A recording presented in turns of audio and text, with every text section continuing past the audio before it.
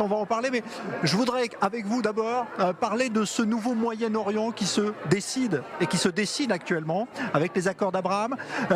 Comment est-ce qu'on vit ça depuis la Suisse, depuis Genève, qui est une ville internationale, qui est habituée aussi à la diplomatie et au rapprochement entre les pays? Pour le moment, à Genève, je ne pense pas qu'on a perçu qu'il y a un changement de paradigme au Moyen-Orient et qu'on est en train de vivre un changement profond et de nouveautés dans les relations entre Juifs et Arabes, entre Israéliens et pays arabes. Et d'une manière générale, je ne pense pas qu'on a perçu. On sait qu'il y a, oui, il y a des accords Abraham, on n'a pas compris. On est toujours dans le discours palestinien ancien, etc., qui a il faut le traiter un jour.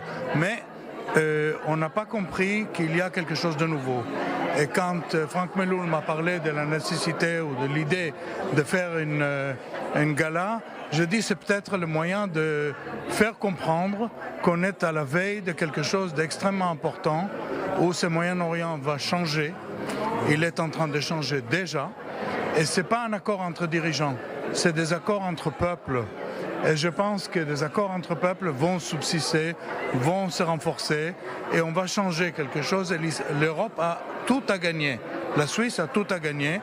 D'ailleurs, la diplomatie suisse l'a compris puisqu'on vient de nommer un ambassadeur spécial pour le Moyen-Orient, quelqu'un qui connaît bien le Golfe.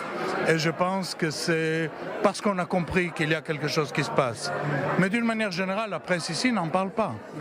Alors vous êtes le frère d'Yitzhak Herzog, qui est l'actuel président de l'État d'Israël. Donc vous êtes en quelque sorte un ambassadeur d'Israël ici aussi en Suisse. On essaye de faire notre mieux depuis longtemps pour passer le message d'Israël, pour expliquer les complexités. C'est un pays qui a un challenge, quelque chose d'extrêmement intéressant. C'est un pays très similaire à la Suisse au niveau de la population, au niveau de diversité. Et je pense qu'on a beaucoup à apprendre de la Suisse. Mais la Suisse a peut-être aussi des choses à apprendre d'Israël. Et on travaille pour renforcer les relations entre les deux côtés.